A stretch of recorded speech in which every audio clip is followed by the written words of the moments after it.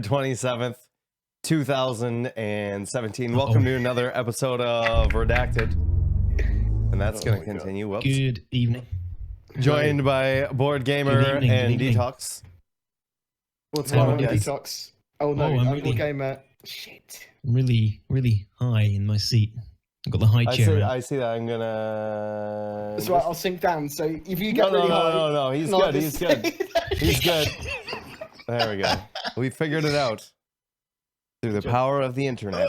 There we go. That's better. Thank you very much. Yeah, no worries. Delayed, but welcome. Okay. How you guys doing? Hi. Good evening. I'm good. Very good. That's I'm good. here. You're here. Yeah. Healthy. Well, I mean, that's good. I'm alive. I'm breathing. I'm yeah. Good. 2 feet in a heartbeat.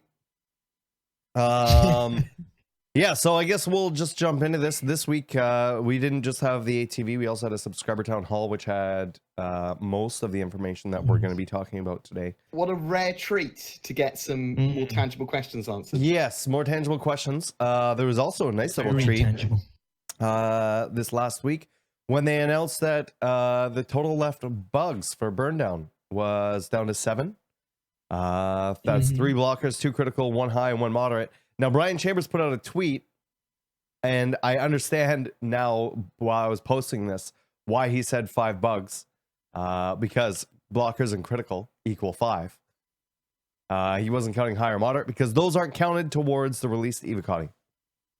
Are they not? No, only the Okay. blockers and the critical. So when he said 5 bugs left, that's what we were at. We were 3 blockers, 2 critical. He also tweeted today, getting closer. Yes. So Building the hype. I have And he's not one to hype, is Brian Chambers. That's what me and Detox are talking well, about we were just just before saying. the stream started. he It's a has bit been hyping. suspicious.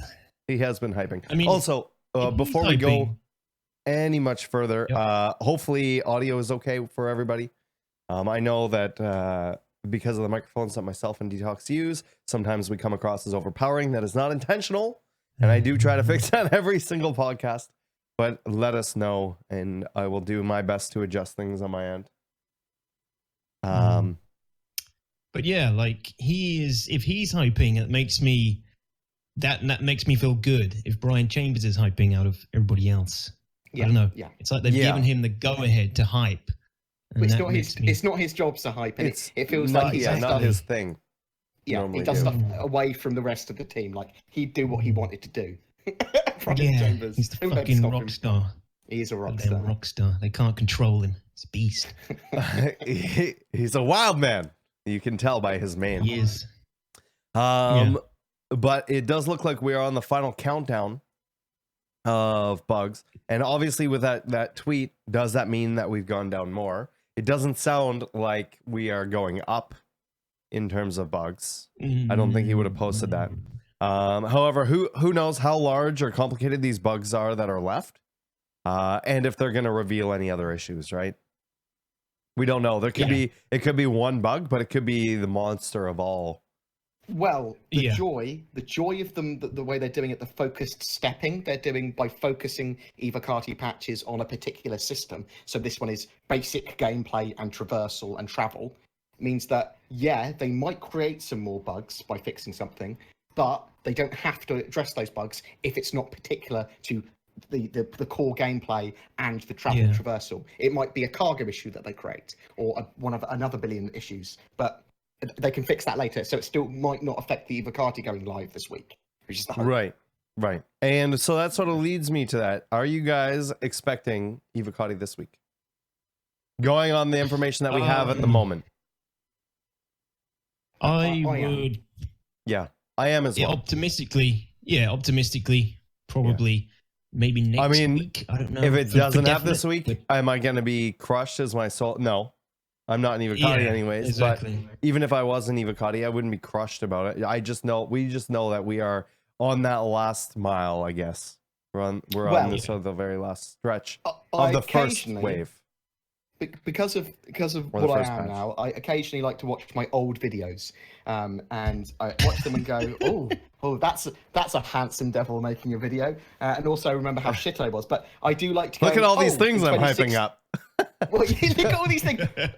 Squadron 42 is just around the corner. 3.0 is going to be released. Oh, that was wow. 2016 and like Christmas time. I was saying that. So I do expect stuff, and it doesn't always turn up. I've decided. Yes. But, Well, I mean, you know. how are we to know? How are you to know, Board? You can't account. Well, we're not, but we can take relatively good educated guesses, and people do rely on us for those educated guesses, even if they are just that pulled out of our ass. Yeah. Yeah. So I apologise for every time that I've been wrong, which is a significant amount when it comes to But dates. at the end of the day, you also have to remember that we are not developers. We are going off the information that is given to us and making our best educational guesses towards that. At the end of the day, that's Still what they more are. accurate than CIG. Boom.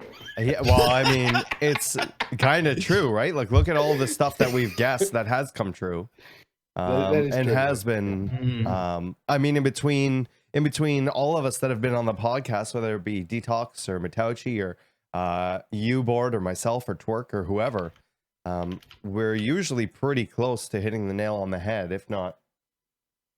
I don't know. My guys would probably brand my. I mean, balls. there's also, don't get me wrong, there's My times where we're bad. wrong as well.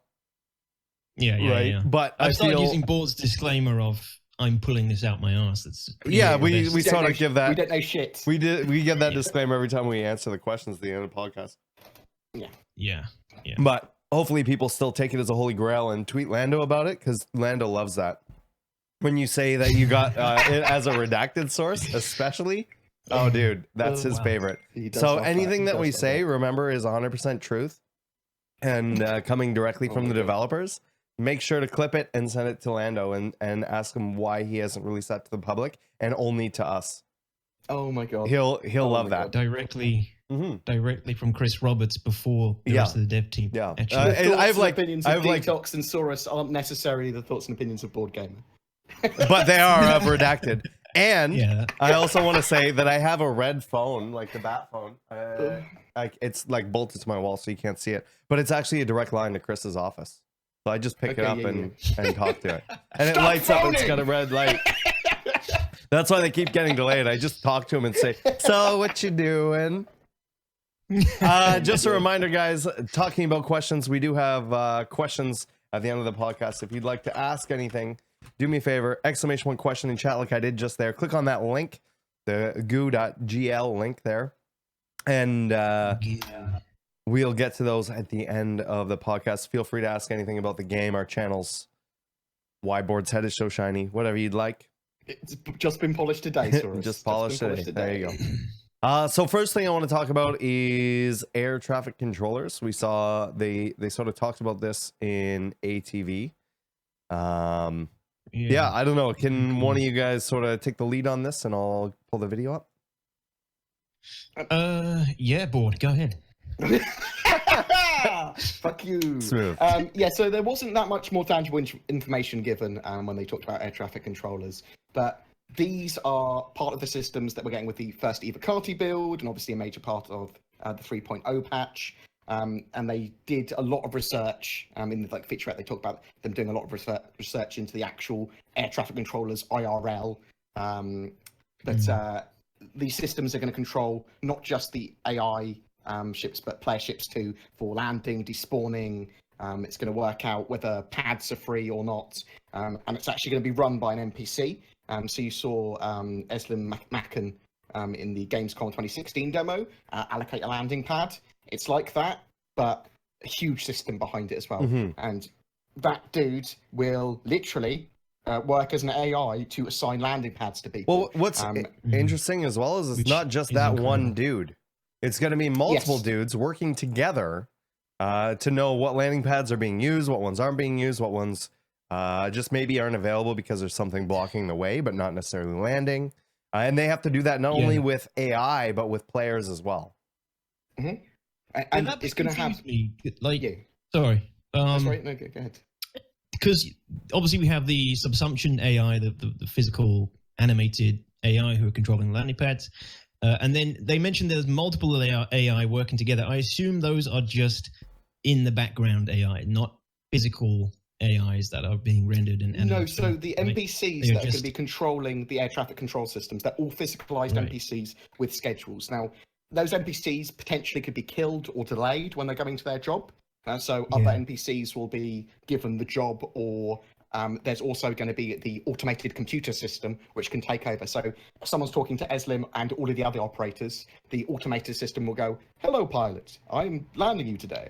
Whatever. Right. It won't be an actual That's how player, it'll be a work. computer system. Okay. So they've got ways of doing that. Now, this sort of stuff is absolutely amazing because of their secondary viewport stuff and their render detection stuff. So I could potentially be behind one of the operators and waving at you as you land in. Yeah, doing a dance or doing whatever. We're not landing here. We're not landing here anymore. Doing the rude, doing the slash rude, and doing the whole Jack in the Box finger thing or whatever. Yeah. So this sort of stuff is all part of subsumption, and when we get the ability to have, well, when we start to see them have schedules, those NPCs, and for them to die and stuff, then it gets interesting. I suspect that most of the NPCs, they'll say they can die, but they'll have like almost infinite lives. Like you can probably put them in the hospital. It'll be like Stormwind raids. Yeah, exactly. Like you're gonna have to have some NPCs that are immune to being killed, or at least in the short term, because they've had so much voice work and stuff done. Yeah, like the bespoke ones, like Eslim, they don't want to kill him in the first day because they're just like wasting all his voice work. So they put him in the hospital and stuff. And yeah, you might be able to kill those NPCs properly in story events and stuff, or they go, "Oh, now this one's actually died. He went to the hospital, so he actually died. They retired him." Yeah.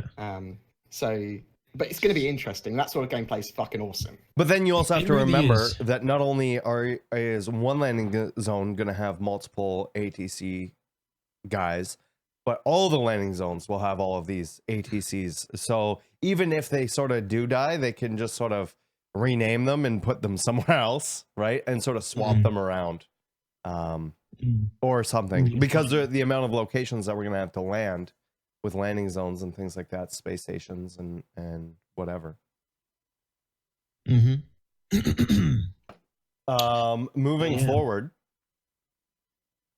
So there are some things that they are going to have to account for as well. Like they talked about their silly player action, like strafing, flying too close, while still maintaining control. They need it to be immersive, and they need it to still punish players when it's appropriate to punish them, but they also realize that it is a game and people are going to sort of push the limits and are going to kind of do stuff and that normally you wouldn't do in the real world, right? Where you wouldn't. They're still fleshing out those mechanics. I mean, they've talked about not having any armistice zones, but there might be defense turrets, so there might be fines that you get and stuff for crashing into another player or clipping them. It will probably be relatively forgiving as well, because as you said, like accidents kind of happen. They need to be slightly forgiving. Yeah, but you need to something like fines that stack. Like the more the amount of time, the more times you crash into somebody, or where you crash into the station, or you crash into other ships, like the fines stack up constantly. So bump, I think like 500 credits. Eventually, they might ban you for the station or make you a criminal. Or auto land you. I mean, that's another. Or just not allow you to land, or just say no, you're not allowed to come here anymore until you fix something. When they have the procedural cities and stuff, they don't want people ramming into the cities and stuff. So they're going to have flight corridors that you go down. Probably this is probably what they're going to do. The intention of what they're going to do at the moment. You probably have to have flight corridors, and if you deviate, you either get shot out of the sky or auto landed. Now I'm thinking that maybe auto landing where they take over your systems or whatever. Yeah, they take over your systems. Maybe they should just charge you for that. So they charge you a reasonable amount of money to auto land you, and it's like you've gone outside the boundary. That's a fine. We're auto landing you, so you can't crash into the cities in large populated areas and stuff. Yeah. I mean, that's a good idea, and that's a good way around it. And right now, that's sort of the best in terms of the corridor. That's sort of the best thing that they can do, or the best thing that I think they've sort of talked about. That makes the most sense, where it's both immersive and kind of keeps the city safe from ships bouncing around down the street. My immersion. It's the main thing. Well, we know that your immersion is the main we know that the immersion and fidelity is important. to CIG. See, I'm a bit odd with immersion. Like, I like immersion to a certain level, but I want multiple monitors and I want to be browsing an internet page while playing. Like, Yeah. I'm very. I need it to VR also in be fun. multiplayer. Yeah, like you know, one of the there are some things I most fun- want gamified. Definitely. Yeah, it still needs to be fun. Yeah. Like that was some of the most fun playing other MMOs. You have like the Atlas, for example, with the World of Warcraft. You could constantly browse all the different raids and gear and things. That was fun. Yeah, I always had another monitor up with information or watching how fight mechanics work or doing whatever. It's quite possible that they're trying to address that in game though as well. With the secondary viewport stuff and being able to bring stuff up on your Mobi-Glass. Maybe you can bring up websites and stuff on your Mobi-Glass to help pass the time. Well, it's funny because they did flesh stuff out. They did address that a little bit during the subscriber town hall. Yes, not necessarily, not just with pulling stuff up, but just I guess that's a good transition into the subscriber town hall. Before we do that, once again, if you have any questions, !1 question in chat. And the first question was, will we be able to export information from in-game systems to external devices, like touchpads and things like that? And they were talking about there's still early work on that. They're still focused on the core gameplay, wanting to get features in game, and then look at exporting that stuff out. But we also know that they want to bring stuff in as well. So what they're going to do with the monitors, we've talked about this before, whether you're going to be able to pipe in streams from Twitch or bring in YouTube's video, be able to watch YouTube videos or just normal websites on monitors and things like that, like a lot of games do. It is very much a possibility. I think with Spectrum, when it gets to the desktop stage, when it's integrated onto your PC desktop, but also your laptop and your phone and stuff, we're going to start to possibly see natively supported MFDs and stuff for in-game. So like we've got with the Roccat touchpads and stuff, you could have your tablet there with some of your systems you ship on. I think that's sort of like getting the API and getting the modding. And that may run through Spectrum. That may run directly, like you said, through an API or something like that as well. I imagine if they have the APIs for that, I wouldn't be surprised if they had some sort of Spectrum integration. Where you could sort of have Spectrum open on another monitor or on another computer or on your phone or whatever, and be able to do that kind of stuff through that as a sort Spectrum of stuff makes an it a official lot more portal. simple for them. Yeah, as soon as they've got that process where it's on desktop and supported by multiple platforms, I think it becomes a lot more openable as something for players to do or modders to do. Exactly. Go ahead. I thought you were getting ready to say something. I was going, just breathing. The next question was, any information on female characters? I know a lot of people in my chat and in the community in general have been waiting for female characters, waiting for some sort of diversity in the verse.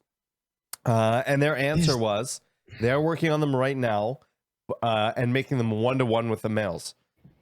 Right, they want to make sure that they have all the same features and everything as the males, and they're not coming in behind. Not all of the same features, but I mean, right, not the physical features, but all the same movements and things like that as the males, with animations, movements, etc. Now they did go on to say that most games just scale the skeleton. But CIG isn't doing this, to going through and actually giving them their own skeleton, doing their own animations and all of this stuff, which is why it's taking so long. Yeah, right. It's twice as much work because they're giving the female model an entire its own thing. So they don't want the just androgynous kind of movements and animations because they've slightly tweaked the male model animations. It's its own beast. Right. So I have a question to this. Do you think that, like everything else, that they seem to do with Star Citizen, should they have just scaled the skeleton and put that in as soon as that asset was ready until those new things that those new animations and everything are in? It would have delayed. Would it have delayed it though? Because if they just scaled it, by how much? How much work would have that really been? So a lot of the stuff now they're having to get done 100%. Well, they're having to get it right for its foundation with not placeholder stuff. Right. As a foundation's great and they can build upon it, but putting placeholders there or having to redo something because something's changed, that can cause issues. Now, obviously, I don't know, not a developer, not an animator, really know how rigs work really, other than watching one of like mine or Noobify's videos on it, sort of thing. Like that's the most advanced information I have on the subject. Yeah. So it's those skeletons and stuff. I just assumed that anything that they could have there in the meantime would delay the progress of it. They have to get it done right this time. They have to get the foundations down. So, but I don't know. Right. It's just one of those things that it's like, would it have made more sense? I mean, you know, hindsight's 2020 and whatever, but would it have made sense to at least have that in there so then people could again feedback on the female character? We would have been able to see the different armors and things like that with it, and all of that other stuff. Obviously, all of that takes time on its own, but just scale that down. I don't know how difficult that is. I don't imagine it's as much work as building it. We would have at least had the female character in Star Citizen right now, and the animations being the same would be much less of an issue in people's eyes, I think, than it not being there at all. Now, how much, like you said, how much work that actually entails, we don't know. We're not, we don't work on that stuff, but that's something I thought of. It's as simple as like, as gamers that want to win, you're gonna, if there's a model that's smaller, then you're gonna go for that model. It's harder to hit the woman. She's got a smaller skeleton. I'll play as a female. It's kind of simple hardcore gamers. Yeah. Right. Well, the thing is most games, that's how they do it. Right. It is they just scale the skeleton down, and then that's then they leave it at that. But it could have been. They wouldn't change the hitbox though, surely. Surely that's well, it would change change the hitbox, right? But it still will. So if a female is smaller, of course it's going to change the hitbox on where you hit it, because the hitbox is the actual character. Yeah. I think the other thing is that Star Citizen probably isn't just scaling the skeleton down if they did it that way, because they've got the muscle structures and everything for women, which is totally separate from a man's, and all that the rig driven stuff. My whole thing, and going back to if they had just scaled it down in the first place, is they wouldn't have to be focusing on getting all these new animations and everything in, and that could have been something they looked at after the game has been released. Oh, I see. You know what I'm saying? So it's like it might have been a good idea over a year and a half ago. Yes. Right. Just scale the skeleton down. Okay. Right. And that's all I'm saying. And if they're doing that with this, right, where you're getting these proprietary things that don't necessarily need to be proprietary for it to be fun, for it to work, and for it to look as good as any other game that's out there, then is it necessary for it to come in right away? That's all I'm saying. And I mean, you can make arguments on both sides, and we could sit here forever saying, yeah, they need to do this, or no, they don't need to do this. But I think in the long term, I don't think it's going to be that big of a deal. And it could be something they could have added in later on. Next question. It's just... Oh, go ahead. Yep. No, I'm just CIG being CIG, making fidelity as good as they possibly can. Exactly. Before. Yeah. And I'm sort of going on, and we've talked about this before. At what point is too much? You know, at what point does it not matter anymore, and is just holding things back for the sake of almost feeling like they're holding things back? Well, it's one of the joys discussing, that's for sure. One of the joys about this town hall that they did was they did actually address that. Yes. They did basically say some things are shelved and some things will be, we'll look at it in the far future, but we're not going to keep on adding features. It's very much sort of like, that's cool. Think about that later. Right. Yeah. Right. At this point, isn't it all just that? That's it. It's just feature lock, and they've said there's nothing else they're going to be adding.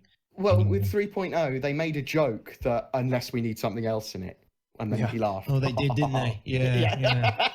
So I think that was one of the reasons that 3.0 got delayed so much, was because they were adding small supporting features onto these features. They were like, oh, we might as well get this in now, and we might as well get this on now. And that's delayed it by 8-9 months. Mm-hmm. I'm actually surprised they worked on that Titan so much. Yeah, we will get to that. We'll get to that. Our next question was, when will faceware tech, will it work with glasses and beards, etc.?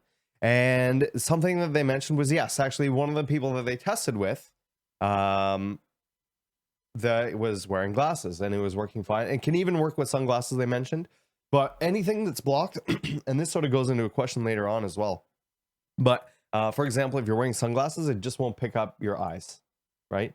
Larger beards, he said, are a little bit trickier because it can't see the mouth. And this goes back to me, what I suggested a while ago, where they base the mouth movements off of audio. And then you're not going to have issues if something like this microphone is in front of my mouth, right? Like if I'm eating something, or if I'm chewing gum, or if I have a crazy Disco Lando beard. I'm sure you. So you mean this? I'm sure you could wipe something on the top of your lip. Just if you had a beard. This is the thing. This is what you guys got to do. If you are if you are one of those guys, you know, you look like an operator coming back from Iraq, and you got one of those big beards, you know, PMC beards or whatever, private military. What you need to do is you need to go down to your local pharmacy and pick up the brightest shade of lipstick that you can find, and that would work though. Smear it around. It would work. It would work. Anybody walking in on you playing this video game may look at you a little weird, and hopefully you're not maybe using your camera, or you don't forget that you have it on there before you go into a video meeting with coworkers, or you know, you have a big meeting with a sponsor board and your beard's out to here now. Just don't forget that you have that lipstick on. You might look like a crazy person. Or old Greg, if you get that reference. Greg. Yeah. I mean, I don't know how accurate they're planning on making the VoIP mouth movements corresponding to certain words, but do you mean like it should just move? I think so the way that animation works now, and this is something that's been recent in the last few years, is they're able to sync up different mouth positions with different sounds, right? So an S sound would have your teeth together but your mouth open. An O sound would make your mouth into an O. There's about I think like 12 different sounds in general that you would a person would make, and based on those sounds, that's how it would move the mouth. I think that would be a more accurate representation and an easier way of doing it. And then it would avoid these kind of issues. Plus, not only then, you don't need to track that, so it's less information that's being sent over, because the voice would be doing it with less data points, right? And then that's true. Yeah, you avoid a whole kind of issues. And if people aren't comfortable using the face over IP, or they don't have a camera or whatever, their mouth still moves when they talk in game. Yeah. Right. And then they can just be running like a default idle animation, which is something they sort of talked about later on. They must be making that an option. Oh yeah, almost certainly. But they also talked about like having VoIP on by default, but having the VoIP off by default. Right. Also, I've realised that you could just drink a load of milk or Baileys before. Yes. Just loads, and then it out just of a shoe, maybe. Out of a shoe. Yeah. And then you've always got something for scale.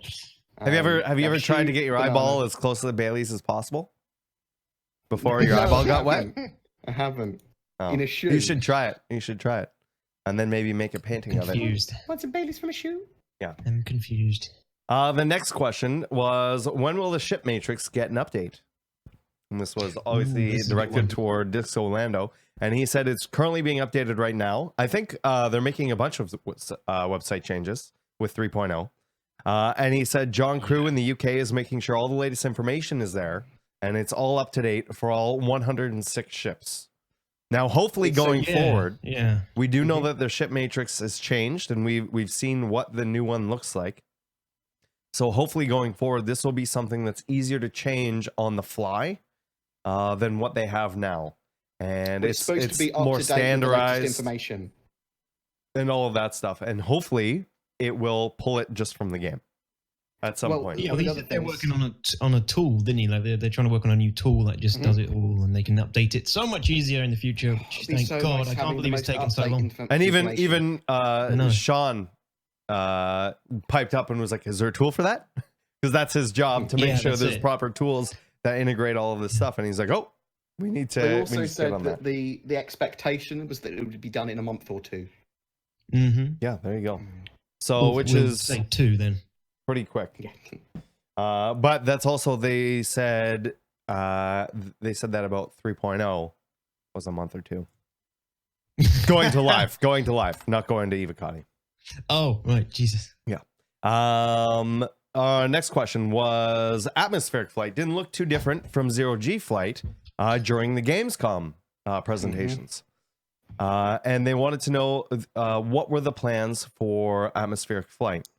And their answer was it is still in dev, and there have been some changes, and you can feel those changes, things like turbulence and stuff like that. John Pritchett is currently in Germany working with the physics team as well as AI and some other things while he's down there, but primarily working with the physics team to sort of nail that down. Now, none of the guys that were on the panel were working, do direct work with IFCS, which is where a lot of this is coming through. But it is something that they're going to sort of take feedback from and sort of iterate upon as things go. Just like with the normal flight model, we've seen a lot of iterations with it, a lot of changes. And hopefully with the new Delta patch, we're going to see a lot more of those changes come through on a regular basis. Not only with the zero-G and outside of atmosphere flight, but also with the in-atmosphere flight on top of other things as well. Hopefully those are things that are going to be able to be changed with some numbers and things like that, and they won't be too deep of changes on the back end. Yeah, I don't like the thing where they just go, "Oh, the IFCS compensates." I need weight. I need weight to my Atmo. Yeah, for sure. I like, and it's kind of hard to say right now because we haven't tried it. Right? Yeah. We can only go by what it looks like, and it's one thing to watch something; it's a whole other thing to see how it reacts to player input. And it's hard to convey that across a video watching somebody else do it. Yeah. I like how they made it sound though, like the thrusters. When you enter atmosphere, the lower thrusters will be like fighting extra hard to like keep you up, and then you'll see them all adjusting themselves as you enter atmosphere. It changes from space. I think it all sounds good, but or as soon as you go into atmosphere, they all point down to make sure you don't plummet to the earth. Well, that's what I mean. Yeah. They're like firing off. We know that gravity and atmospheres are going to differ between planets and moons and stuff, and that's fine.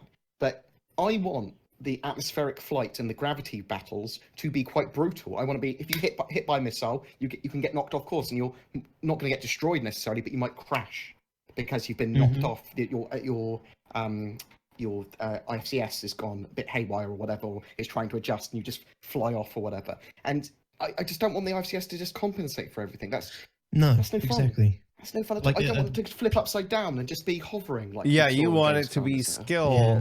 Yeah. You still want skill to be in there, right? And like, as much as we could have it be autopiloted in the future. Look, we're looking at autopiloted cars in 2017, 2018. Yeah.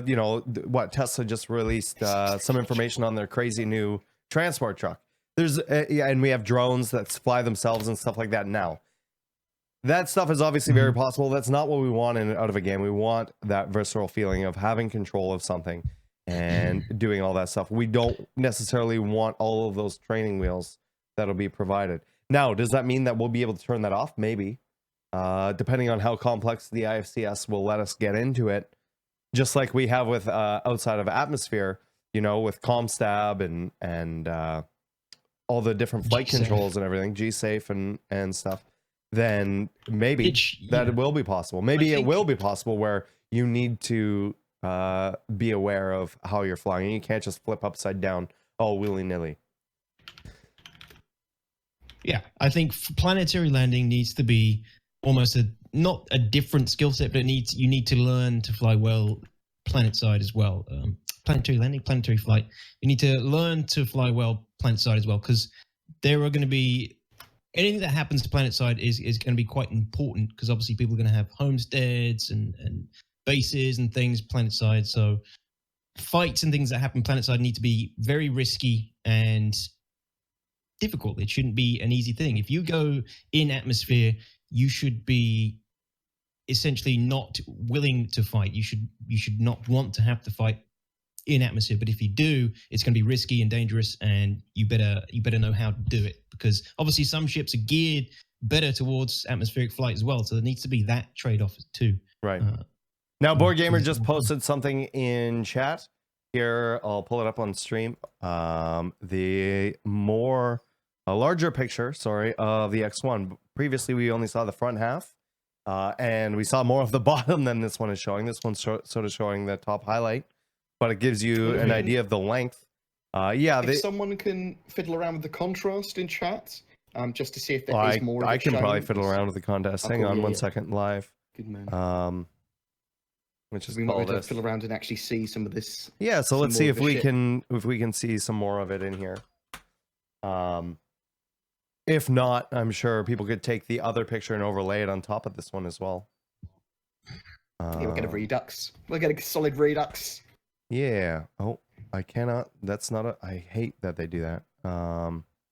Let's. Oh, it looks pretty boring to me. I mean, I'm going to get one because it's something I can. Oh no, it's not in 3.0, is it? Maybe I won't get one. You don't have a Nox or a Dragonfly? Oh, yeah, I've got them as well, but it's more things to do in 3.0. Like, it's been 9 months since I had a new content to play. Okay? Yeah. I'm going to be milking it. Every vehicle I can, man. Let's go into our levels and see if we can bring this up. It's looking, I don't know, man. I don't think there's anything there. Definitely complements you, Bored. Like, I could definitely see your head in there, the wind rushing over, the smoothness of the X1 contrasted. Just, it would look very good on you. I think. Oh my god! Definitely ship for you. I'm so fast. I'm just leaning into it. It's just straight over my head. Look, work really well. Yeah, it's not looking like there's any other real information in that image. Basically, what's black is black. Ooh, yeah. Yeah, there's nothing else that I can sort of pull from that, unfortunately. Cheeky boogers. But if somebody is so inclined, they could take the last image that they took. Actually, let me see if I can find it, and we can just sort of overlay that. That'd be the easiest way to do it. CIG, where did you post that? For those of you listening to the podcast without any pictures, just picture the Nox. Just picture an X1 in your mind. Just you can tell it's an X1 by the way it is and the shape it is. Oh my god. I can't find. I'm all about the Dragonfly. Media. Was it Sandy that posted the original picture? Yeah, we'll do it later. Fuck it. Probably but now it's just gonna bother me. So I'm just gonna look real quick, and if I don't find it here in a second, then yeah, So you guys know what I'm talking about, where you see the first half and you see where the legs go and stuff like that. If you take that, overlay it with the old image, then you should be able to put that together. Yeah, they're both from the same view, the same angle. Yeah, exactly. Going on to the next question. Will cargo ships affect flight in 3.0? So if they're going to have weight and if they're going to sort of move around in the cargo bays and stuff like that.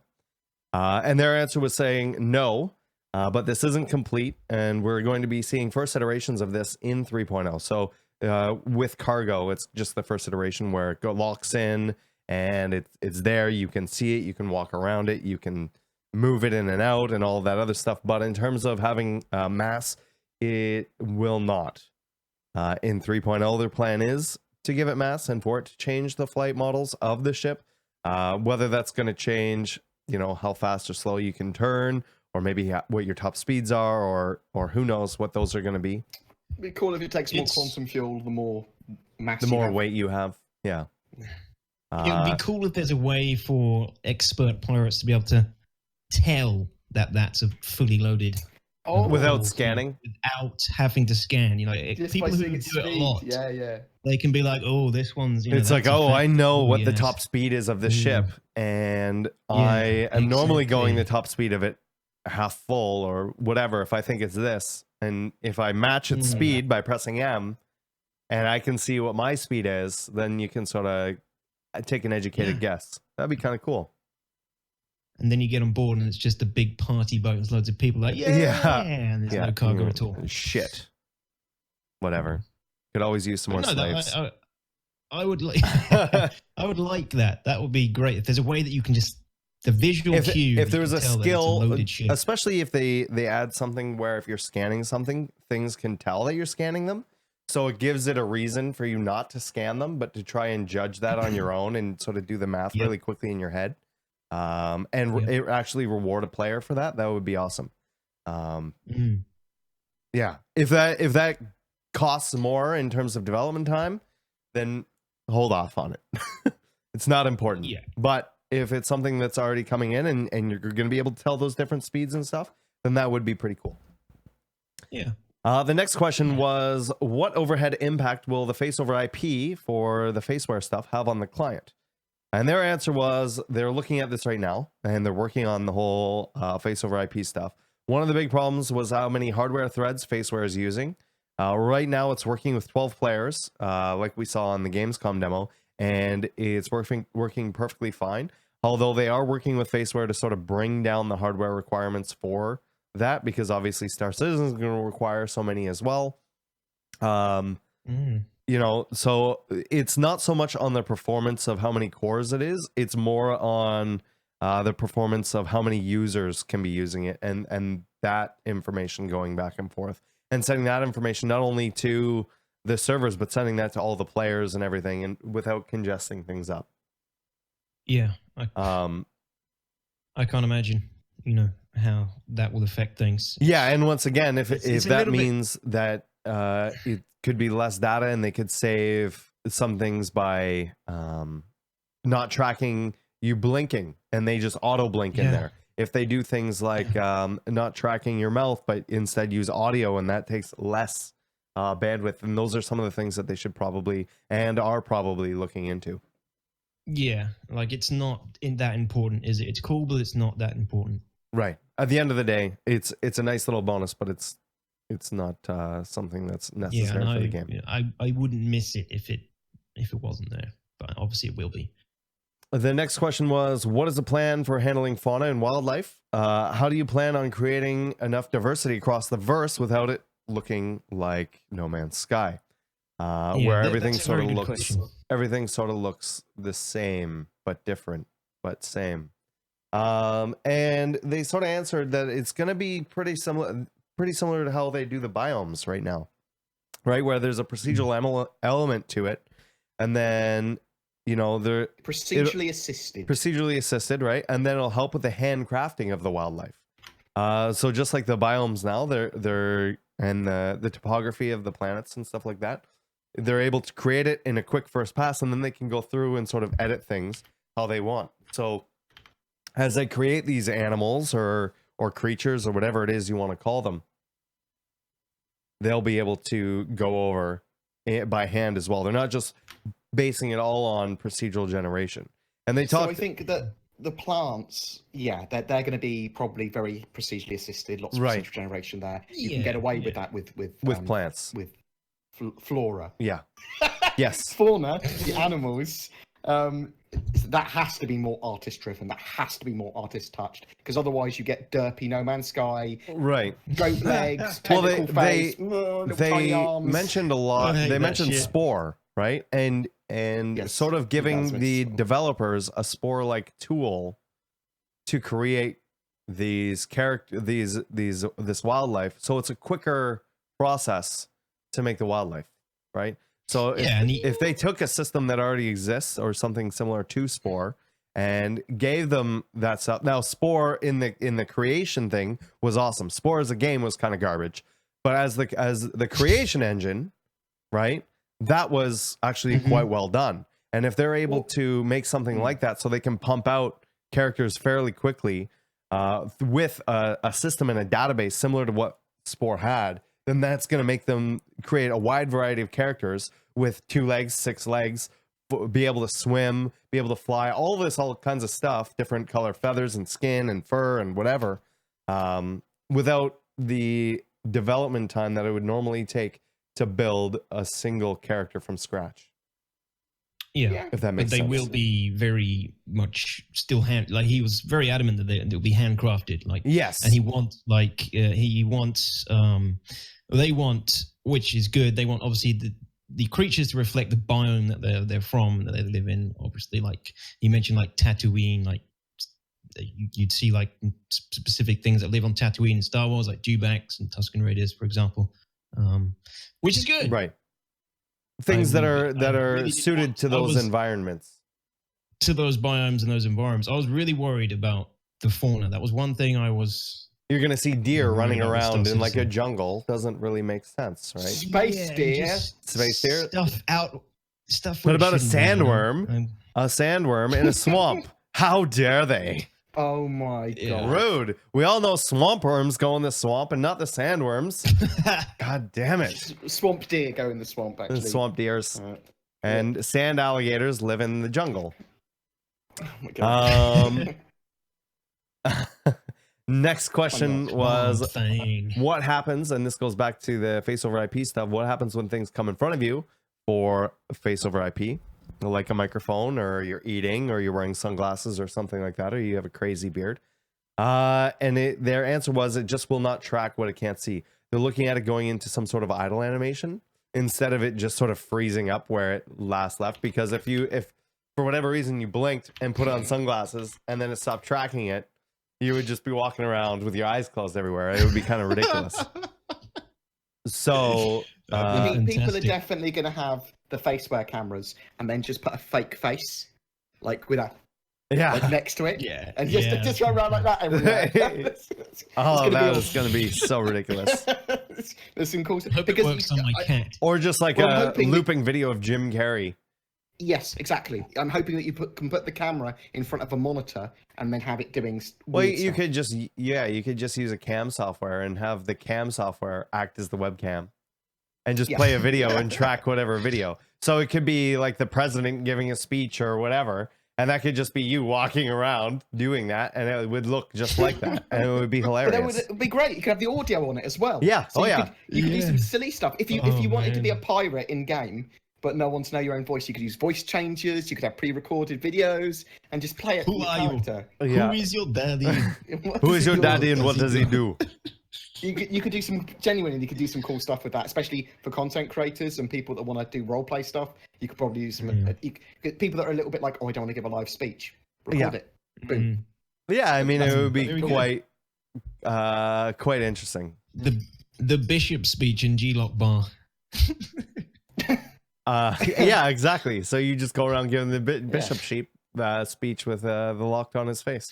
Yeah, there's going to be so much wrong with this. Now, the next question was sort of the biggest one and the one that stood out to me the most, and I think it's the one that stood out to everybody the most because we haven't heard about this in quite a while. And that was the question was 2 words: Titan suit. And the answer was that not only are they working on it right now, but they've actually had several iterations of this and even managed to get one to a high poly stage. It sounded like they were running around with them in engine as well. Yeah. Well, yeah. So the issue right now is they were saying ship size 1 and possibly size 2 weapons. I don't know what's going on with that, but their issue was, and this is something I want to talk to you guys about, is they can't turn around in hallways. The mechs are too long. They're 15 feet from the back to the front with the guns, even if they sort of brought them back a little bit. And that they're still working on the mechs. Now, my question to you is it necessary with the amount of space that we have, with the amount of stuff that we have sort of outside, is it necessary that you would bring a mech inside? That's like saying these ships are too big. We need to shrink them down because they don't fit in the hallways, right? Like of a space station. So using the tool for the job, is it proper to bring in a mech into a building, or is it proper that they're stored in hangars and used for planet side, and that's it kind of thing, or floating around in space? This is interesting for what intention they want. So it sounded like they want the smaller, more mobile suits, like they described them as battle suits. So think of them as smaller than power loaders. They're not mechs. They're big armored suits that have big ass guns on them. Well, so. Would a size 1 weapon, because they could restrict it so it's only certain size 1 weapons, if they were on the shoulders, built into the armor properly, I'm not sure if it would look that stupid or too long or big. Like you see like anti-aircraft, like Hydras and things, that potentially you could have as a kind of work with that scale of armor. Maybe having like a shoulder cannon, like one size, one weapon rather than two. It sounds like, But even it sounds like they wanted mechs and they were like, oh, let's put oh my god, we can put guns on their arms. They're mechs. My thing is though, is it still necessary that they need to fit down all the hallways, or is it something that, you know, they can go into warehouses, they can go into hangars, and they can go into those things that they have access to? They don't necessarily need access for those mechs to go down all the hallways and stuff like that. Like if you wanted to use them for ship raids and things, I mean, that would be fucking that's really what cool. I want. But I think they should be small enough to be used in corridors. Yeah. So like because if you want that missing link. You want that link between something that's big and heavy, but not a vehicle. Vehicles can't go in buildings, basically. Exactly. And I'm sure you get people flying Noxes through corridors. Going, I mean, to be fair, I flew a Merlin into Kovalex yesterday. So I don't think that's supposed to be the intended use of the Merlin, though. No. I'm glad they allow you to do that. But I'd like to see the link between this is a big, scary suit of armor. So something heavier. You're thinking something just heavier than the heavy suit that has weapons integrated into it. Yeah, and people it should behind it, and its mobility in a corridor is limited. Right. But it still should be able to move through them unimpeded. Right. Like, and it should be able to, if that's the case, then my suggestion, I think, would be having something that's smaller that has its own bespoke weapons, maybe that are part of it, and maybe you can't, like something like chain guns and little rockets, right? Something like that. Something that normally a player would. It almost feels like it could be player size, but is almost too big, like a little bit bigger than a railgun, potentially, but smaller than a ship weapon.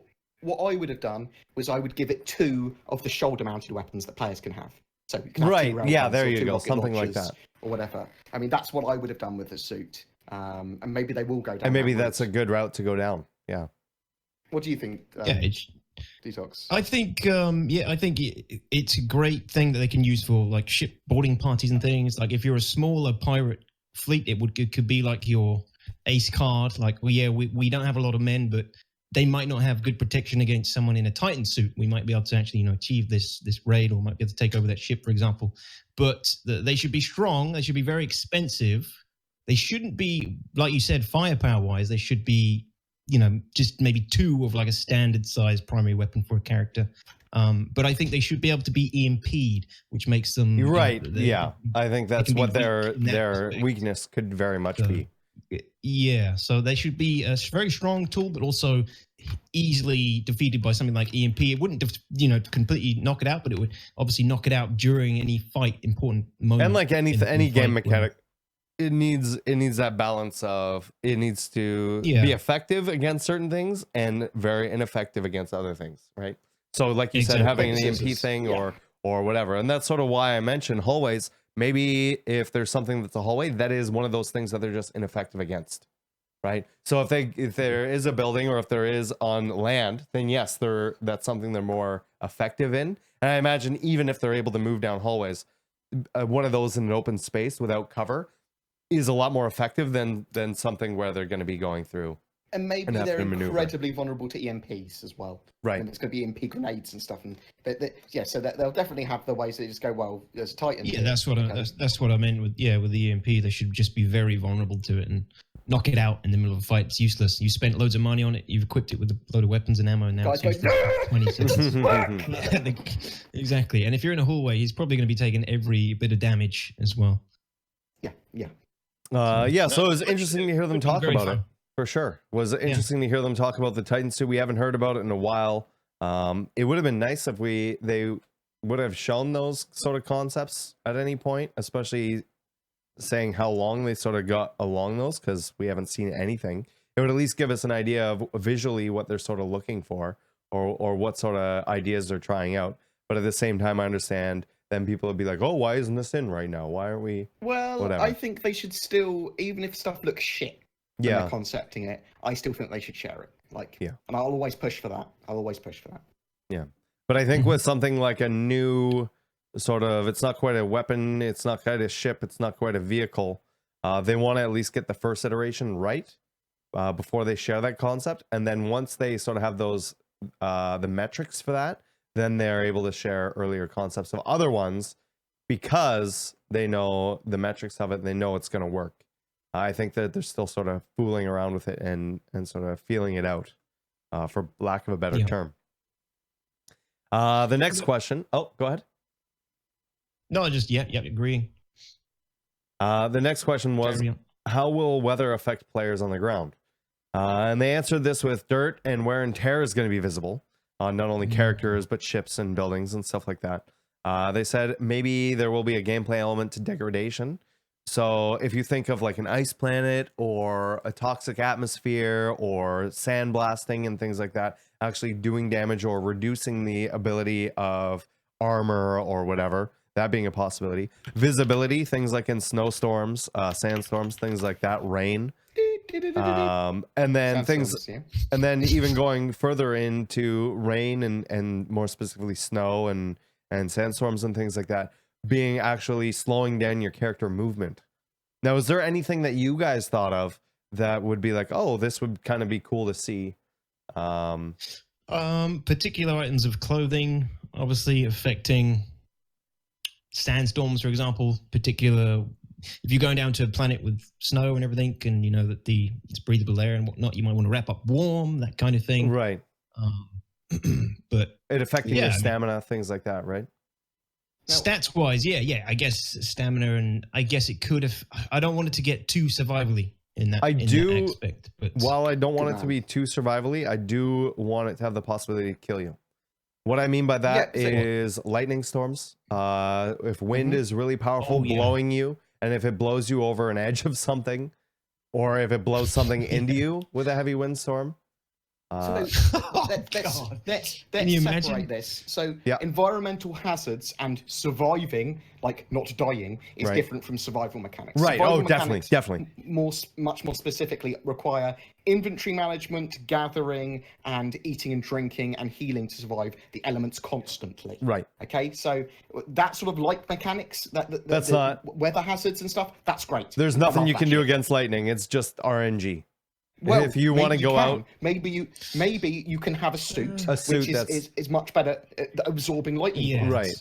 But if you choose to go around on a planet that has an atmosphere that you don't need to wear a suit, and you decide to take that risk and saying, oh, it's roughly a 1 in 1,000 if I get hit, like going through a red zone in PUBG, for those of you that play PlayerUnknown Battlegrounds. Yeah, you know what? Most of the time you're not going to get hit by it, but you do have that chance where that could happen. And meteor showers or whatever. Do I take an extra radiator to keep me warm in the snowstorm, or do I take more oxygen? Or do I just wait it out? Or do I wait? Oh, exactly. So that's that sort of stuff I love. That's not survival mechanics, or if people think it is, then that's very light survival mechanics. That's great gameplay. That's awesome. With this weather system and stuff like that, they want it to emulate an actual weather system. So it's not like, oh, I'm on the rain map, I'm on the rain planet, and it just rains here all the time. Maybe there may be one or two things. Like there may be planets like that, but for the most part, use the sand thing. There's not always going to be a sandstorm in that one particular location all the time. Maybe they're more frequent than other places and things like that. Saurus, I'm really excited to see the way they do rain in the game. Right. So, sometimes it may be a thunderstorm. Sometimes there may be lightning or other environmental things, or maybe there are things that it sends out natural EMPs. Right on the planet, or things like that. There's a lot of really cool things that they could do with it. One thing I would like to see, like if you're visiting a certain planet, you could almost have a player who is like a guide. Like if you go to Everest or something, you have like people who know the climate, they know the environment on. They know the equipment you need and all of that stuff. Exactly, almost like a separate profession, like Sherpa perfection buzzword. Sherpa's confirmed. Heard this here first. This is directly from my Chris Roberts Red CIG phone. Profession. You'll have that. You could pursue essentially. You'll have that with roleplay orgs. There'll be some roleplay orgs that go, "What is the biggest mountain in game? Right, we're going to take players up here, charge them for it." They climb the mountain. But if you're like visiting a planet for the first time and someone says you're going here, you want to talk to so and so. Yeah, and especially if it's not something that cool. Information hopefully isn't just handed to you. It's something that you have to learn by being on that planet, or by exploring around, or making mistakes, or talking to other people, or doing research by looking it up online even. Exactly. because obviously there's going to be many planets and different environments and things. So could be something that people could pursue if they really want to. Like some people might not ever want to go into space. They might just want to live planetside, make a living planetside somehow. Right. Which is weird because Star Citizen was never, well, especially early on, was never pitched as a game where you could be planetside. And now a lot of players it's just how want to be quickly planetside. they were able to make those procedural planets and be able to land on them and stuff. And then you have to realize how much space that actually is, for lack of a better term, on those planets. It's like, well, there's a lot of gameplay opportunities there that they don't want to pass up, and they don't want it to be these barren fields of nothing that you don't do anything on. If they're going to put them in, they need to be there for a reason. And if you're confused while Star Citizen's been delayed effectively by a couple of years, it's because mainly procedural planets. I think that's one of the big things for sure. And their last question was, will there be parachutes and wingsuits? And they said nothing for this in 3.0. Although they're going to look into this as more players give feedback from in-game and playing that. They don't expect it to be this animation falling the whole time, which is what's in there right now. They also mentioned that players do have thrusters and jetpacks on your backpack, and while that may not make you able to fly around an atmosphere, that may slow you down as whatever. But they did mention, and they were pretty firm on this, it's not going to stay as a free fall. They said that parachutes are something that's in crisis, and so it wouldn't be hard for them to implement a parachute thing. There are other options they're looking at. But yeah, I wondered what you guys thought about this. We saw some people doing that, jumping from high atmosphere and things like that to go down to the planet. Obviously, they were just dying. Should we see something where they need to put on a parachute before jumping out, or whatever, as an attachment instead of a jump jet or whatever? You need ways of surviving ejecting in atmosphere, because otherwise there's never going to be a point in ejecting atmosphere. Right. So you need to be able to survive that somehow. So whether that's you're in a chair with a jetpack on and it just lands you with enough fuel, whether it's a parachute, whether it's some other means, so some way of surviving, great. I just think the opportunity of flying over somewhere where you know a player's base is, and a bunch of people jumping out of the back of your Cutlass or your Caterpillar out the sides and stuff. Like literally, if you're in atmosphere, you don't need to worry about your ship life support systems, right? To support 20 players, maybe. You can fit, we all know how big the Caterpillar is. You could easily fit like 40 people, 50 people in that, just standing there ready to jump out, right? So imagine you see this Caterpillar coming by and just a bunch of people jumping out, and then parachutes popping, and you're like, shit, here we go. Yeah, it's like the Galaxy, that kind of stuff would be kind of really cool to see. I'd probably prefer to see like some of the EVA kind of solution where you jump out and there's packs for you that can literally boost just before you hit the ground or near getting to the ground, and that's all the fuel used for it. But it's specifically there to, or so you can like I said, a specific, take them off afterwards. Yeah, like a specific jump jet. Like that's separate from your that you it's something you still need to equip, similar to a parachute, but not as low tech. So basically a high tech parachute. That's jets instead of but something nice, something like that's nice and simple, because it doesn't have any polys and stuff like that. Because parachutes, they need to have them damageable if they do them. They need them to be realistic in the wind, and they need to do loads of shit. No clipping into other ones and things like that. Then wind affects them and all this other stuff. That's right. Planets that have different gravity effects as well. If you just jump out and you're just floating there, maybe forever, you can just orbit with your parachute. Indefinitely. That'd be fucking amazing. Fail drops everywhere. So that's that. I don't know if you guys had anything else you wanted to add in terms of information this week, or anything that sort of popped up. I did do something this week, and I am going to kind of bring it up because it was interesting. I managed to get 4 Merlin, or I think we did 3 Merlins into a Caterpillar, and then when we ejected I got them out of the Caterpillar, both in and out, without any damage to them at all. Took them to both Korea and Kovalex. Something that was really interesting was after I removed them from the Caterpillar, the doors from the Caterpillar cloned themselves to the back. Now there was no, just the doors from the caterpillar were at the back of each of the Merlins and would open and close when you open and close the caterpillar doors, but there was no collision. There was no, it was something to do with the different physics grids, I think. Yeah, And because what would happen is the ships attach to it still, right? And you know, some people would see it, some people wouldn't. But then when you forward to Evocati now that you've talked about weird bugs. So then when you blew up the caterpillar, those doors disappeared. So, and that's something I want to do anyway. So we would have a bunch of Merlins at Korea, which for those of you that don't know, don't quantum. And then we blew up the caterpillar, so nobody knew how we got there. We were just flying around and landing them and stuff. ATV Saurus, they talked about players becoming attached to things, and then it cloning them or not detaching from them properly. I think it's that bug, and I think that's been in there forever then, and they just only noticed it in 3.0, and you've noticed it there. Yeah, it was very, very interesting. It's not a bug I've heard of before. Yeah, I mean, no, I thought everyone had tried every single combination of ships inside other ships by now, but no, there's still stuff that people don't do to that degree. Yeah, no. We played this to death. Like I said in Saurus' chat, we've abused 2.6.3 so much. There's nothing left to abuse. Well, obviously not enough. So. Obviously not enough.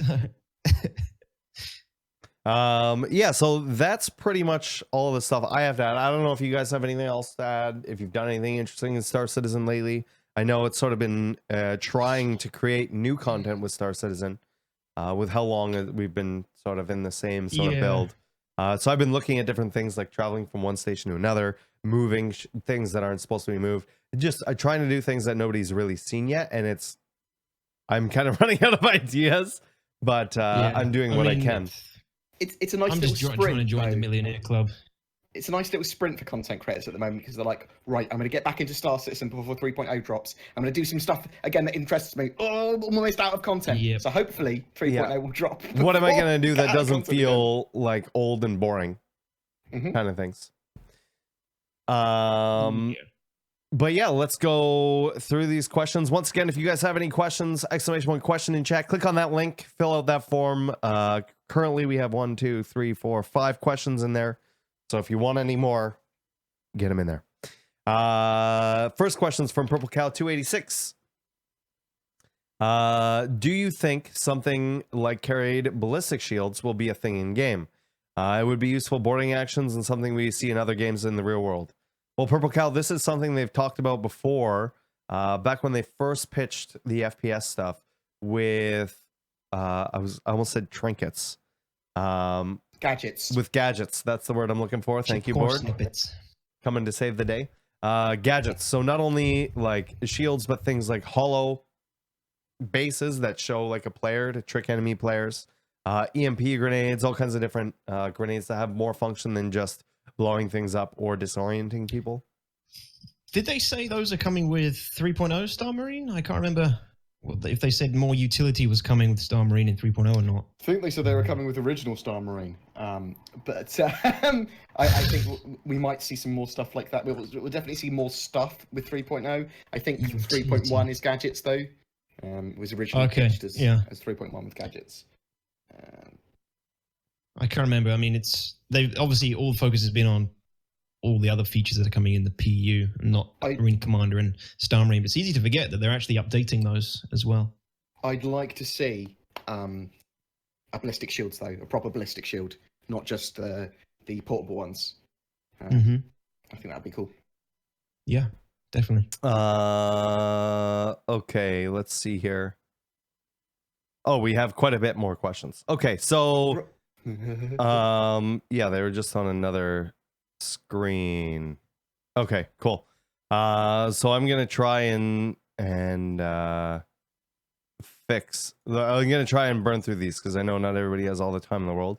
So if I miss your question, we'll get to these next week, hopefully. Tezzy Bella, with the recent release tease of the 600i and X1 concepts, do you think the rework of the 300 series will bring the style of these ships to a similar level or class? What do you think? I don't actually know. I know the 300 series will help define the rest of the ships. Obviously, the 85X is kind of the golden boy for that at the moment with its updated materials and look. But I have no idea what they're doing with the 300 series. I can't help you.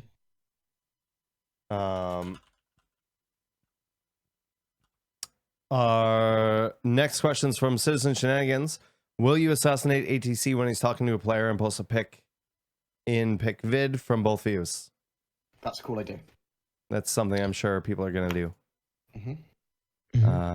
Zinsai says, what does it actually mean when you say we are getting Evocati? Does it mean getting the patch? So, Board, I'll let you explain Evocati here.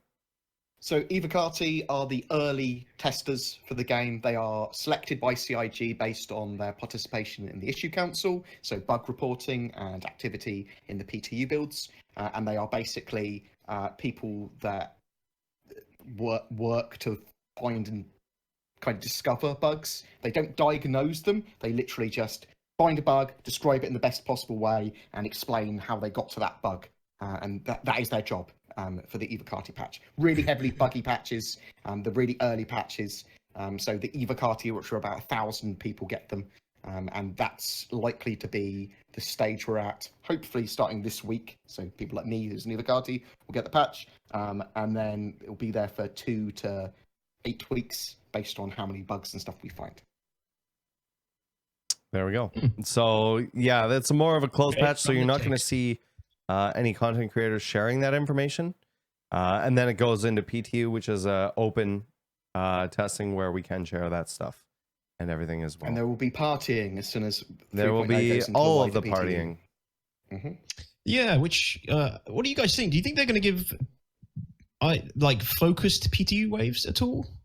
Similar to Evocati, like wider testing on focused game mechanics? Maybe. So we get it quicker? The idea of the wider PT would be to do stress testing and to test out more hardware configurations. Obviously, bug fixing happens a lot still in the PTU builds, but normally they're less intensive bugs than you'd find in the Evocati. Evocati bugs that you find would be like server crashing ones, or ones that crash multiple clients simultaneously, stuff like that, and it can be quite frustrating.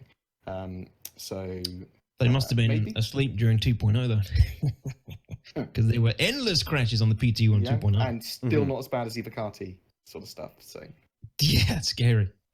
Yeah. Don't envy you, Evos. Our next question's from Ken Lord. And he says, can the ATC AIs screw up like ATC in real life? Route plans into each other or whatever? And I'm sure they could put this into the game, although I don't think they're going to. And the reason I say that is because players are going to do enough trying to mess stuff up. If you have them intentionally breaking things and stuff like that, I could see that becoming a frustrating thing and not so much fun. Kept all of the ATC controllers up all night with cocaine. Yeah. Now they're no. Yeah, and not talking to each other and assigning people to the same pads and things like that. I don't think is going to be a thing. All to pad 1. Yeah. It's okay. Listen, you don't even worry about it. Robotic P says, how are servers going to work?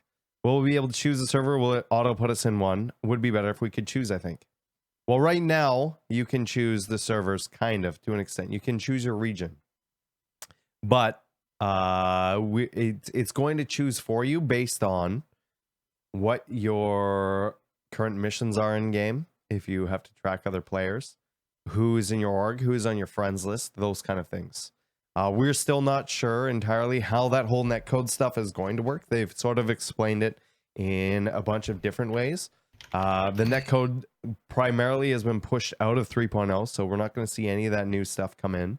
We're going to see that come in later on, starting with 3.1, I believe. That being said, we're not entirely sure how that's going to work. I don't think it's going to be a selectable thing, though. It's going to be, yeah. Well, hopefully we'll be able to get into servers easily with our friends, though. I think that's I mean, that's the main thing that you're trying to do, right? That you want to do with... You want to be able to play this game with your friends and with your org mates and stuff like that. And they already have that sort of technology in other MMOs. the last thing you want is jumping on and not being able to do that. So Commander Riker says, with the secondary viewports being shown with a drone, do you think it's likely that we will have remote turrets, vehicles, and other mechanics, even remote piloting for snub fighters on capital ships? I think that we're going to see, like, that's the picture-in-picture system and stuff like that. I think we're going to see primarily remote turrets that will maybe that are still considered manned, but aren't manned from the turret itself. So it'll be manned from another location in the ship. Yeah, remote. Yeah. Right. Or from another location on an outpost or a satellite or something like that have those turrets. I think would be kind of cool. Yep. Moving forward. Agreed. This question goes to BoredGamer from Gieran. When do you think we will see the Herald fully functional in game? Info runner mechanics. Now, that's a good question. They haven't really talked about the info runner mechanics, so I'm assuming they are low priority. So expect after what they currently had planned for like 3.2. There's quite a lot that needs to get done before the mid 2018. So I'm expecting that those kind of mechanics, which don't need to be super complex, but aren't high priority, kind of end of 2018 sort of thing. So they're a while away at least. Yeah, there's a lot of different game mechanics like that are not as important as, say, mining or some of the economy, other base stuff, or even exploration that I don't think we're going to see until later on. Salvaging, repairing. There's a lot of other things, I think, that need to come in before the info running. I think that's actually one of the last mechanics that need to come in, to be honest. We don't know shit about it either. Yeah. I mean, I really want to know more about it. In the short term, once they have more missions available, they could have it. You can only take this mission if you've got a Herald. Right. They can just limit it to that. Yeah. And then one of the things that I really want to see, and I think that info running might actually be part of, will be e-warfare and that sort of stuff, because that will come, and more scanning stuff. So, and we haven't heard too much about that at the moment. So, soon. Yeah. Hopefully, fingers crossed. Eric 8 My Parrot says, how do you think the salvaging mechanics will work with contesting sides? Say, for an example, after a big battle in a war between two organizations, salvagers will come to the battlefield. Will it be a free-for-all? Well, I mean, then the battle's not over, is it? Yeah, exactly. If there's two sides there, then it's not over. And then, so yeah, that's what's going to happen. You'll have to either tell the other people to fuck off, or you'll have to make them fuck off. You have to bring muscle. You have to bring muscle along with you, Eric. Potentially, the other bastards away. Potentially, when your ship is wrecked, it might be a sort of like you can allow people to salvage it within a certain time. It's like it's kind of still yours, the wreck. And if you're in a legal system, maybe you go, yes, this guy can salvage it.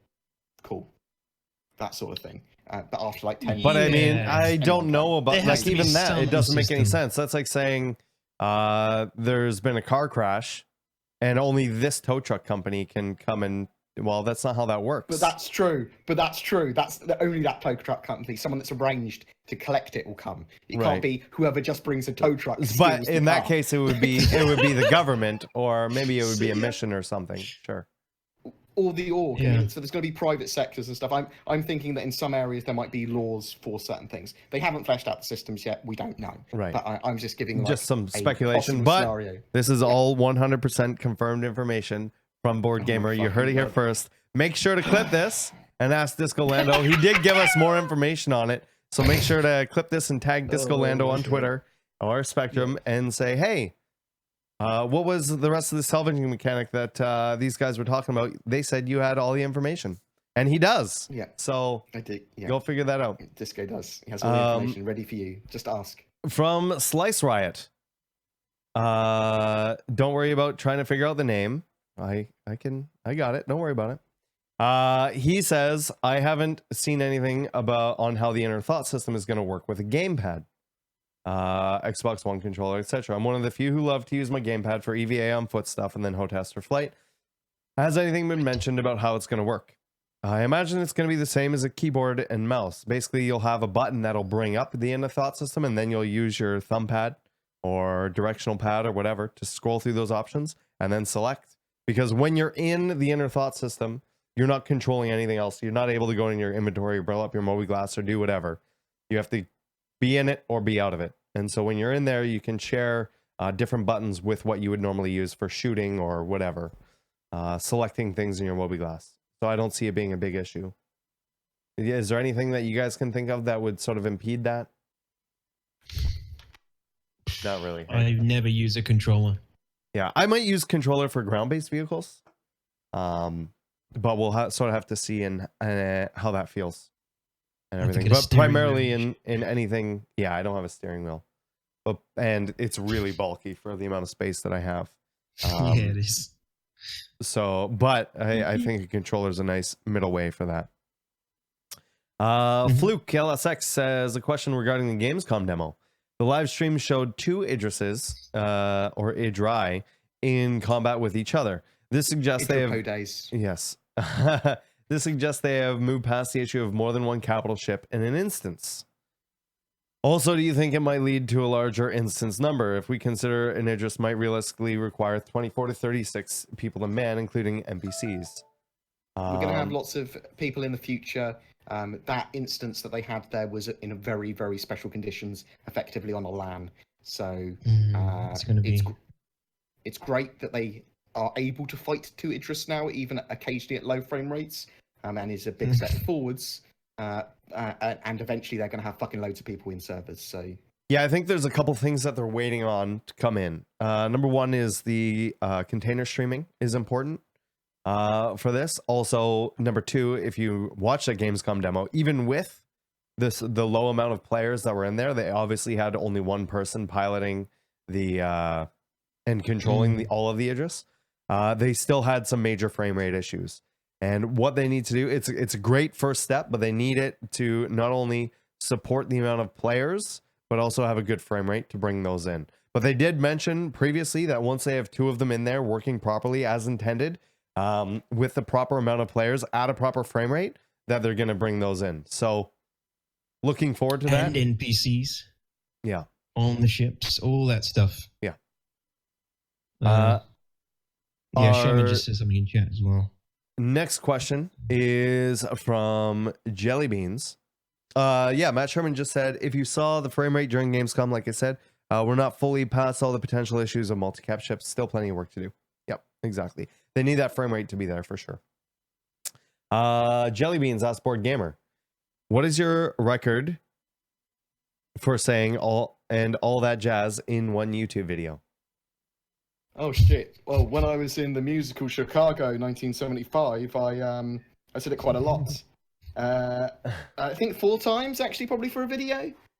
There you go. Yeah, it's like me saying probably. No, it's not that high. Not that high. Just little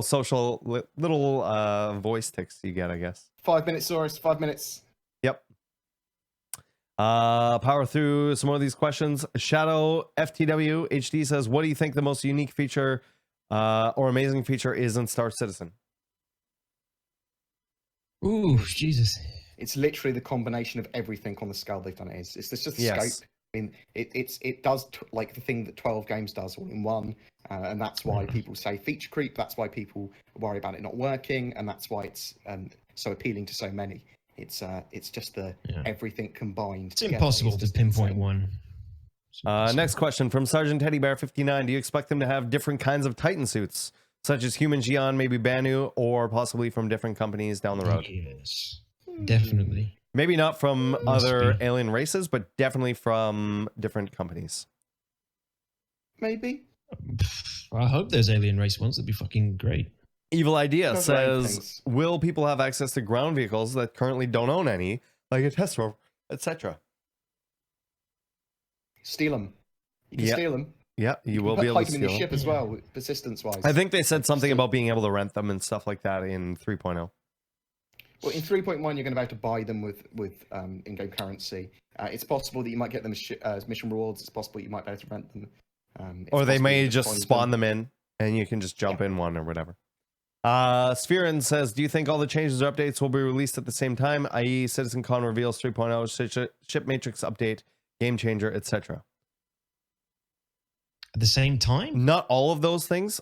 Things like 3.0 and the website, so the ship matrix will be at the same time, as well as like the Delta patcher and stuff like that. Knowing more about the game changer, I think that's sort of a one-off thing. And same with CitizenCon. Obviously, they hold some things back for CitizenCon, so maybe CitizenCon and the game changer, but not all of those things together. Next question from Captain Scud said, will there be tolls at various jump points and other transient points? How involved will pre-plotted flight paths be? That's interesting. I don't know about tolls and things. I mean, you'll definitely get pirates blockading stuff and going, pay this or kill Yeah, them. you'll have, exactly, yeah. The legal tolls. But there'll probably be legal ones as well, depending on where you visit, I expect. Yeah, depending on your system, like that's just the pirate doing his thing. Yeah. Yeah. And you can obviously toll everyone who's flying Origin ships because they're ugly. Yeah. But other than that, no. I mean, anything outside of Drake, really. Girin says, there is a consolidated Outland logo on the CitizenCon announcement. Since the Mustang rework has not started, would you say that the new ship game changer will be from consolidated Outland? Maybe. It's a possibility. For sure. Shippo says, considering a surprise ship rework is happening between the 300 and Freelancer variant reworks, what do you think the chances are that the surprise is going to be a rework of the Freelancer base? Unlikely. Quite possible. It is possible. I think it's more possible than other people think, because I was looking at it and trying to think if they were referring to the surprise as another rework, which I assume they were. It was in the same sentence. Okay. I didn't know that. I just would have know to it's a be... game changer. No. So they're working on the 300 series rework. Mm-hmm. Then a surprise something, which is assumed to be a rework, and then they're working on the Freelancer Der and Freelancer Max. So I believe that's specifically I can't remember his name. Josh.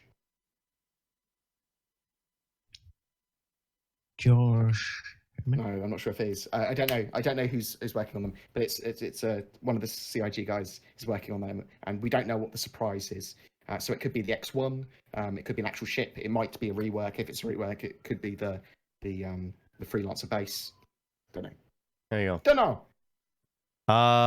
Games and Skag says, what path are you going to take when you get to play on release, i.e. industry, UE, pirate, and how do you think player choices will play out in the verse? Peace, love, and all that space junk from Matt. So yeah, what are you playing, and how do you think things? Well, I guess we'll do what are you playing first? Damn it, I didn't hear the question. What are you playing on release? Industry, UE, pirate, etc. What sort of role are you going to be doing? Yeah. Mercenary. I know there's going to be many of them, but yeah, won't be as many as good as me.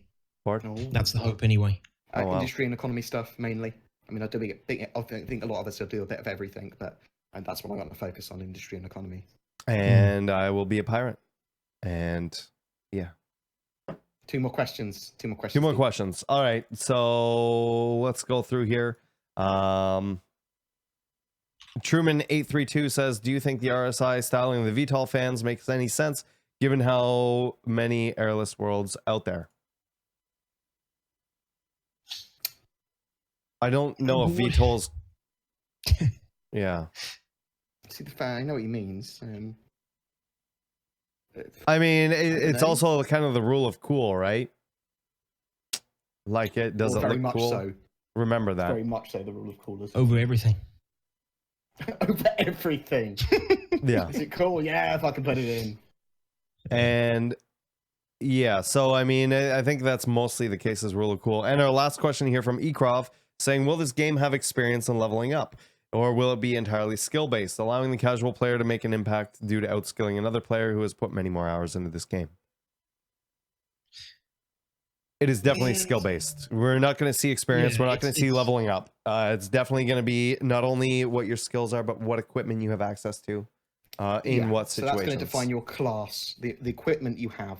Right. If anything can be seen as experience or leveling up, it will be the amount of UEC you have. And your reputation. Yeah, and your reputation, exactly. Different reputation systems with different factions and things like that. Mm-hmm. visual cues as well. Obviously, armor wear and tear on things, depending on how long you've used certain items as well, could give you a clue as to how badass that guy is. Yeah, exactly. I like that idea as well, like having your sun bleached armor because you haven't died for so long. Right. Exactly. Yeah, that would be cool. Yeah, so shout outs to Zorky, Ryglitch, and Zeus and Oxy for helping out with the questions. Very much appreciated, guys. Legends, thank you. Thank you. Love you, mods. That is it for today's podcast. I am going to be streaming after this. BoredGamer, where can people find you, and what are you up to this next week? People can find me on the YouTubes at BoredGamer UK, and on the Twitches at BoredGamer UK, and on the Twitters at BoredGamer UK. And I make Star Citizen content, and that's what I'll be doing for the rest of this week. BoredGamer.uk. Yes. We got stuff that Relay did a faceware interview, so I need to do an overview of that. There's cool stuff looking from ATV tomorrow. I think they're doing the usables and interaction system stuff. We've got hopefully the Evocati build coming, and if there's anything I'm allowed to say about it once I get it, I will. If I'm not, then I won't. But hopefully you will. Yeah. Hopefully we will. Hopefully they go, well, you're allowed to say, well, obviously not what's in the patch, but when it's been released and shit. So, but yeah, we'll lots of stuff to look forward to. It's going to be hopefully be exciting. Hopefully we get some good news from the schedule report, and I'll be covering that in the news on the weekend. What about you, Detox? You can just find me at twitch.tv/detox_TV. It's Detox on Twitter. Tomorrow I'll be streaming Total War Warhammer 2 release and Star Citizen on Sunday. Ah, nice. Yes. And that is where you can find me. Right on. And for myself, like I said, I'm going to be streaming right after this, playing some Star Citizen. On Friday, we're going to be checking out the World War II Call of Duty beta and seeing how that is, going back to its roots, seeing if it's as ridiculous as Advanced Warfare. Also been getting back into DayZ and getting ready for that big patch coming up as well. In my luck, they're going to both launch on like the same day. And yeah, I'm going to be playing a lot of Star Citizen then. So that being said, thank you so much for everybody coming by for the podcast. If you're not sticking around, we will see you next week. If you are sticking around, I will see you in about 10 minutes. Detox